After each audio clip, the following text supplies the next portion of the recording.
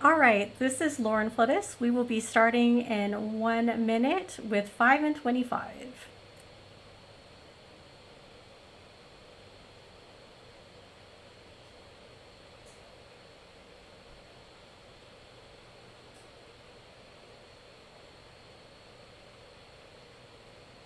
And this is Lauren again. So I'm just talking to Cindy right now. If you will please do push to talk because the echo's coming through on Discord.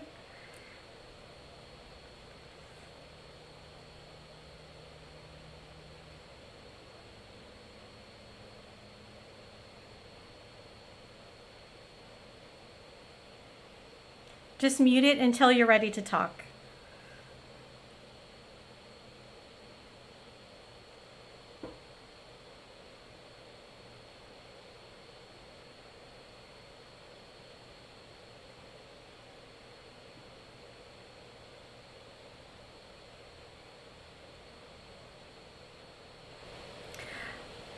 So hi, this is Lauren Flores, and now it's time for 5 and 25. So today I'm going to be joined with one of my colleagues, Cindy De Leon. She's going to be modifying and actually moderating rather. And so she is going to be stopping in and transferring questions and things like that. So if you do have any questions, please go ahead and ask. You can ask, of course, on chat, or you can also send us an email if you'd like to do that. So for today, we are going to talk about the election. So we do have 5 words that we'll be working on. So the first one is going to be the Electoral College. The second one is going to be red state, blue state. The third is going to be swing state. The fourth is tranche. I hope I'm saying that correctly. And the last one is going to be poll. So let's go ahead and get started with the Electoral College. And so you may be familiar with this map. You might have seen it quite a lot this weekend if you were watching and keeping up with the election. So what I'm going to do is I'm going to show you a little bit about the Electoral College. And so there's a wonderful resource that we have in the library called Credo Reference. So let me pull that up really quickly. It's going to take me just a second.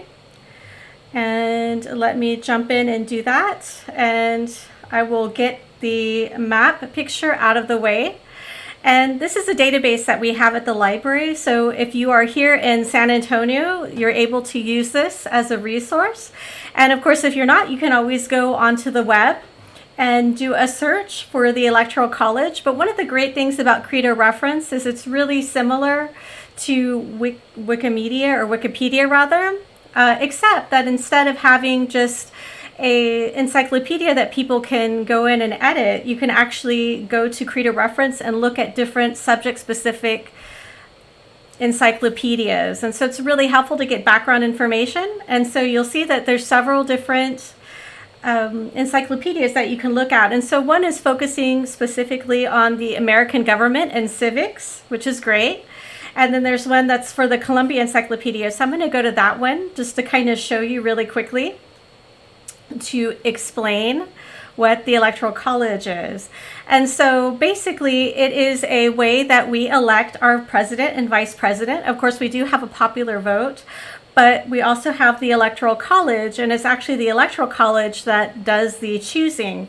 And so if you look at the description, it explains the system. So basically every state has electors, and they are equal to the number of representatives that they have for their state, and also senators. And so that is tied to how many people are resident in a particular state. And if we go back to our image, and I'm going to pull it up really quickly so you can see, that's what those numbers mean. So when you're looking at all the different numbers, those are all the different electors or electoral votes that each state has. And so what happens is after the popular vote, and it really kind of depends on the state that you're in. Most of states, if a certain candidate wins the popular vote, then they get all of the electors for that state. There's a couple of states where it's not quite that system. And so there are a couple of states where they have several different electoral votes, and they divide them among the candidates, depending on how many votes that they get. And so those are the exceptions, but for the most part, it's a winner take all type thing for the Electoral College. And so what I'm going to do is I'm going to actually show you a picture, because what happens is after the election is over, the electors actually meet and they vote, and then Congress certifies the electors' votes. And actually, I'm going to show you a couple of pictures so you can kind of see. So again, this is the most current Electoral College map showing all the numbers of electors that each state has got. And then this is an image right here of some of the electors, and this is from 2012, so this is an older image, but this is what electors look like. They go in a room and they cast their votes. And then the Electoral College is actually very, very old. It's built into the Constitution, and so this is an image of the electoral vote from 1880. And so you'll see there's some historical information in here as well, but you'll see how the electoral votes have changed as our population has grown in the United States.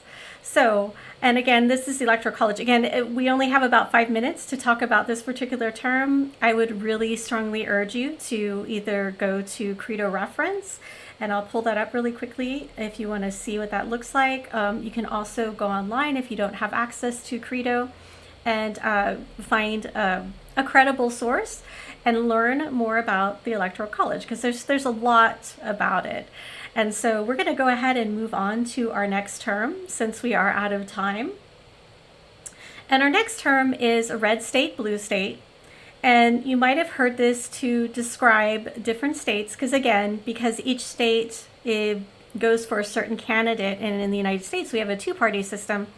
And so that would either be Democrats or Republicans. And I'm actually going to move my image a little bit over here to the middle so you can see the map a little bit better.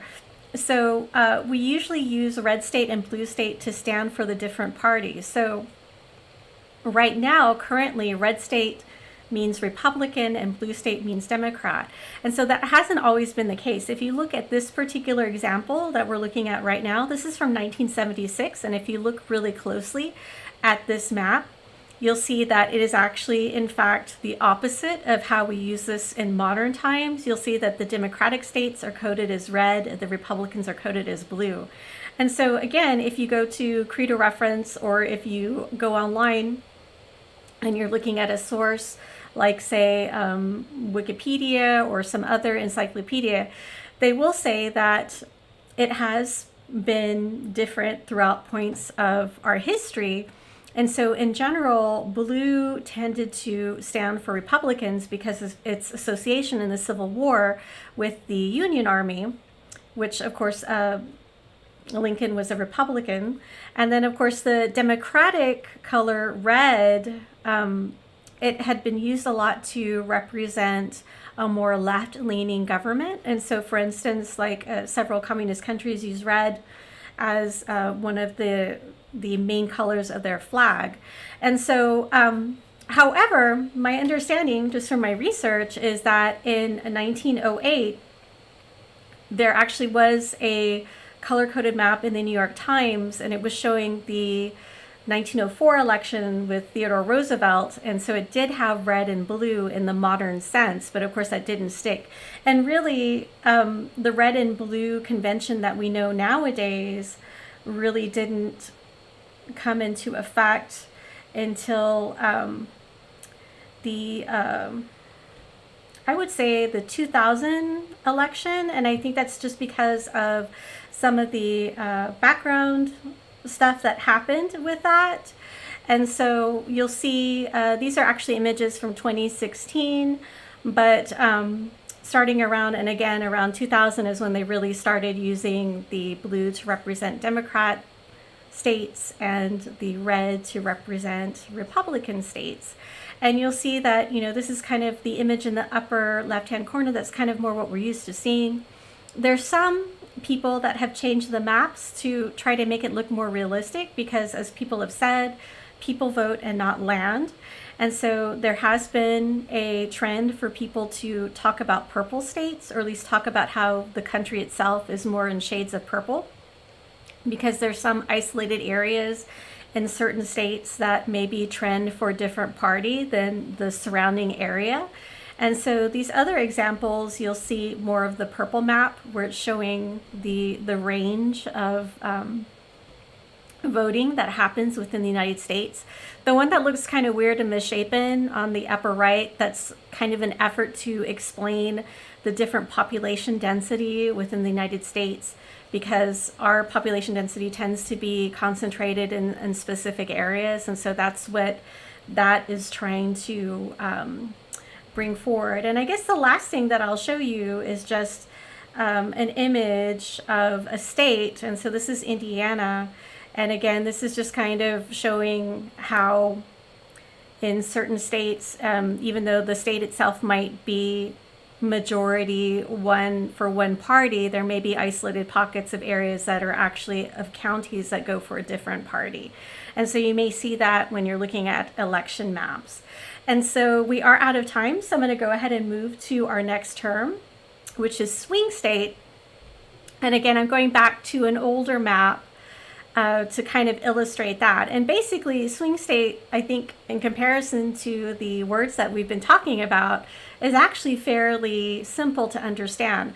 So there are a lot of states that tend to go for a certain party, and so they're called like party strongholds. So there's several different states that do that. You can kind of get a look at the map and get a sense.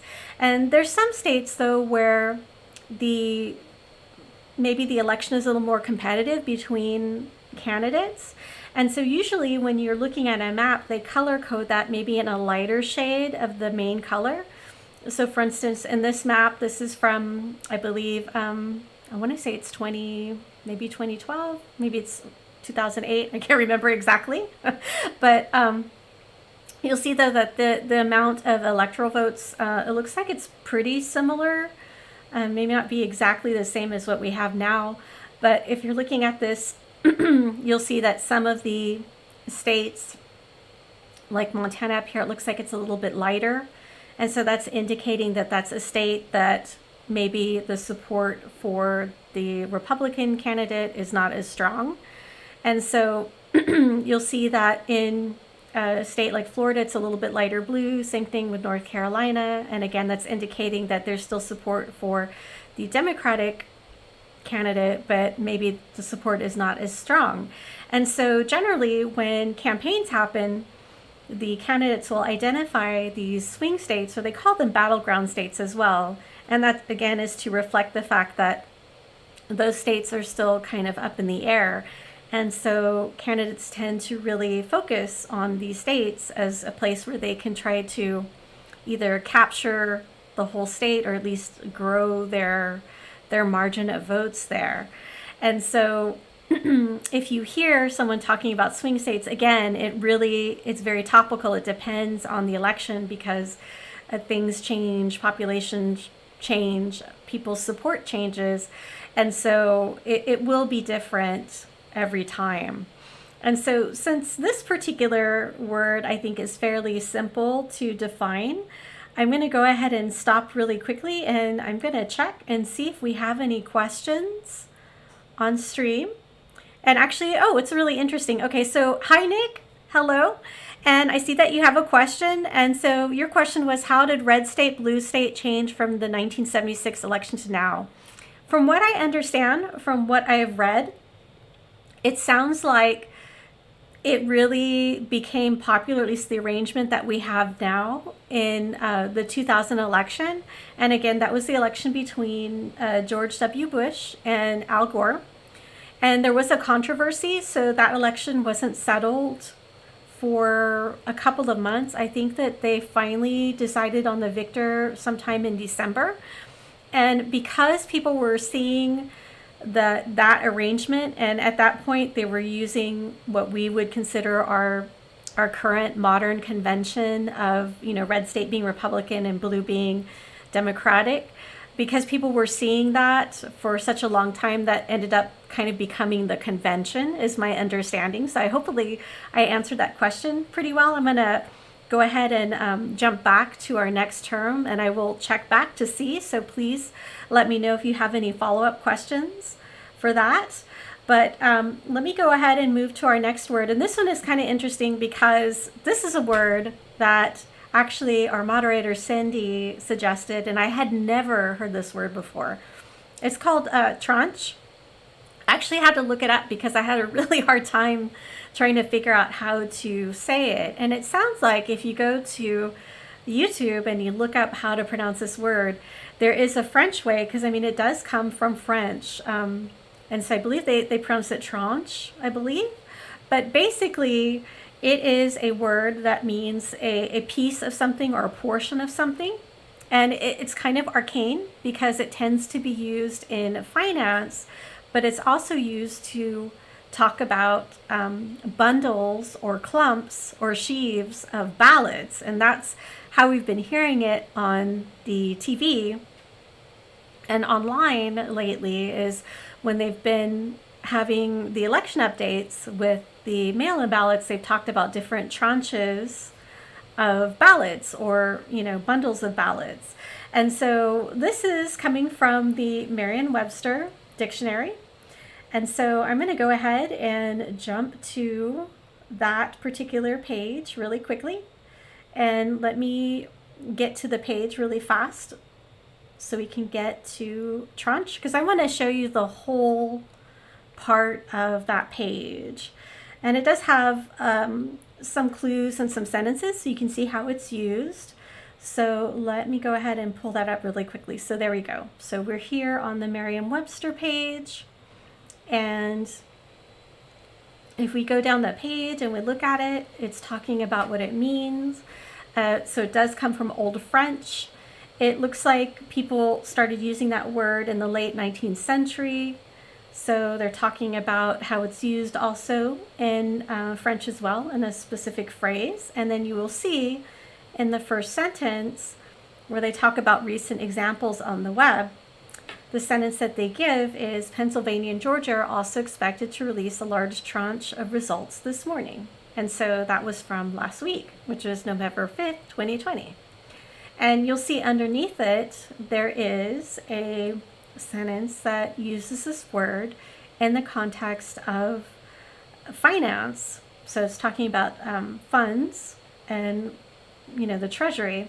And so that one is from last month. So that was from October. So that is this particular word. And actually, what I'm going to do really quickly is, while we're here at Merriam-Webster, I'm going to go ahead and move to our next word, which is poll. And I picked this word because it's a fairly simple word, but it has a lot of different meanings, and you might have heard this word used in several ways because it is a noun and it's also a verb. So I'm going to leave this up really quickly, and I'm going to just show you a quick picture. You might have seen a sign like this. This is a picture that says polling station. That is referring to the word poll because it relates to a voting place. So you might have heard people talk about going to the polls. You might have heard people talking about a historical type of tax called a poll tax. So you might hear people talking about that. You might even see a sign that says polling station. So that, again, is a word that they use to designate or describe a place for people to go and vote. And so this is something that is used in English, and not just in the United States English. This is an example from New Jersey, but I also have an example, and this is from the United Kingdom. And so it's a lot like here in the United States, where they're using a sign. It says polling station. And they actually also appear to use places. This is a library, apparently. So we did have polling areas in our library so people could come and vote early, and also during election day. So that is something that is fairly common. And so I'm going to go ahead and jump back to the definition page because I also wanted to talk about polling. And you'll see that in addition to the meaning that we're using it mostly right now, which is an election, you'll see that there's some other election related definitions that are here.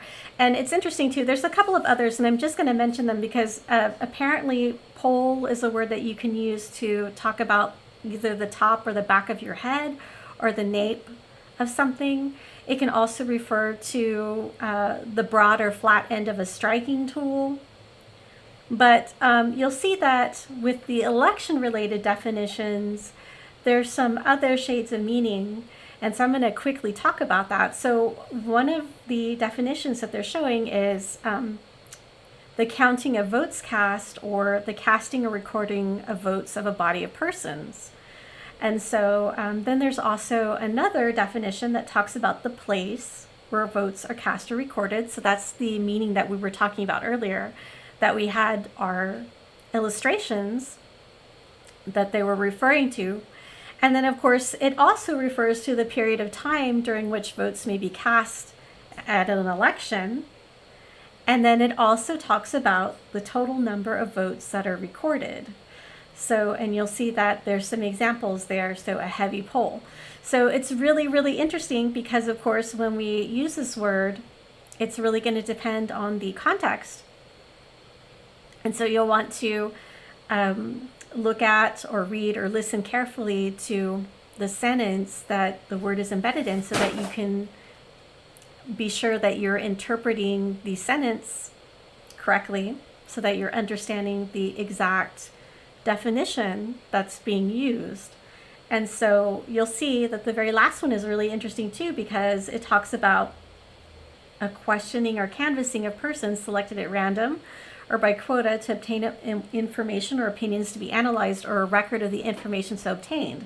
And so when you get to that particular definition, then you're actually talking about the other type of poll that we've heard a lot about, and those would be like opinion polls. And so generally in an election year, they do have polls to get so that people can kind of gauge the support that people have for certain candidates. And so that's something that happens throughout an election season. And so I wasn't really able to find a good example of maybe a poll from the United States, but I did find one that's an example from Chile from 2005. And we're used to seeing polls maybe that look a little bit different. I think that this is different because generally in our elections, we have like two main candidates, and then we'll have maybe a couple of other candidates as well, because we really are a two-party system. In other countries, they have more than two parties, and so they'll have maybe quite a bit more candidates and different parties. And so that's why this one is maybe a little more complex than what we're used to seeing here in the United States, maybe a little more colorful than what we're used to seeing. But again, this is a question, and they were asking voters in Chile in 2005, who would you vote for?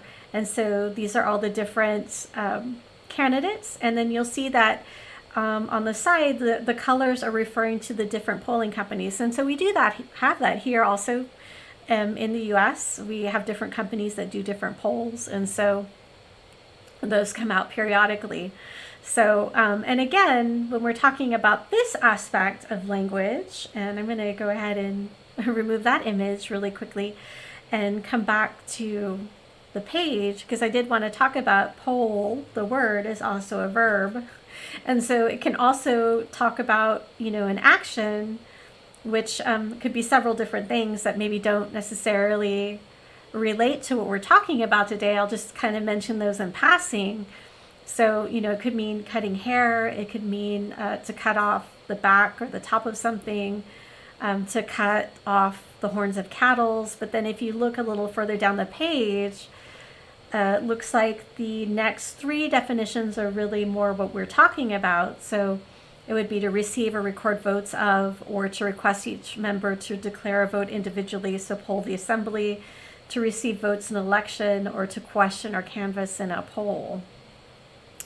So I'm going to go ahead and pause here, because we have gone through our 5 words, and this particular word I think is fascinating because it's a short word. It's only got 4 letters, but it has a lot of different meanings. And even in the context that we're looking at in terms of election, it has meanings there as well.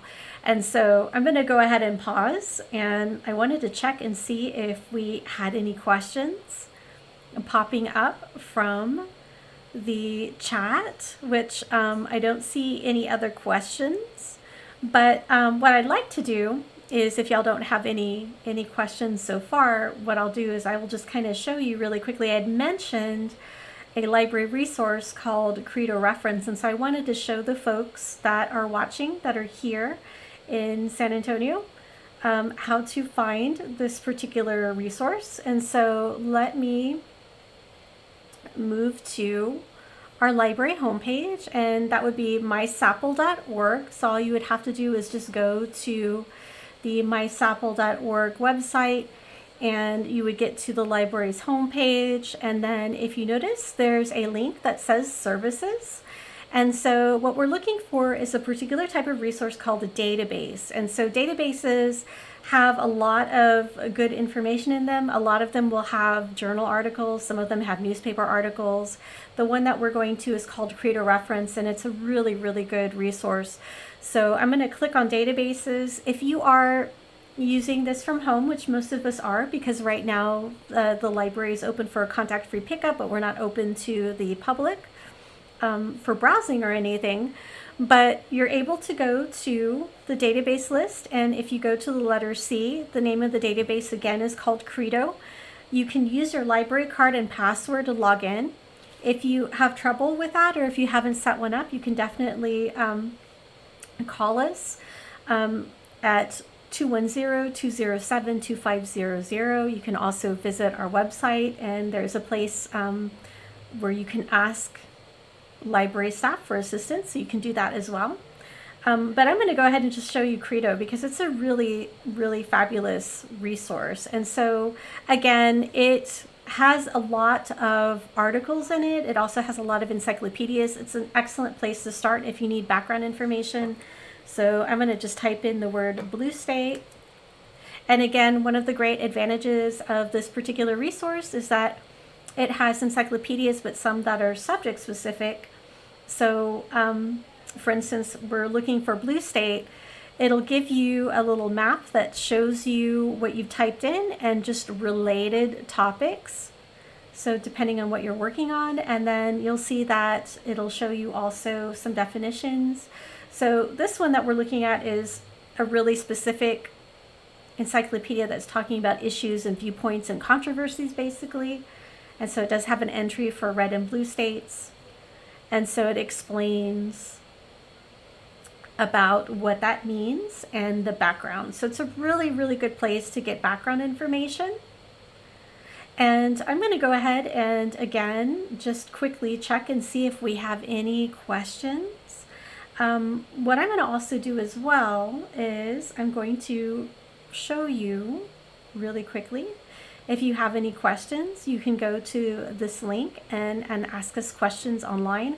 We have about 3 minutes, so I want to be sure that we don't have any questions to wrap up with before I end the stream. And I'm going to do one last quick question. I don't see any popping up. So again, I want to thank everyone for attending the stream. Hopefully you enjoyed our session today.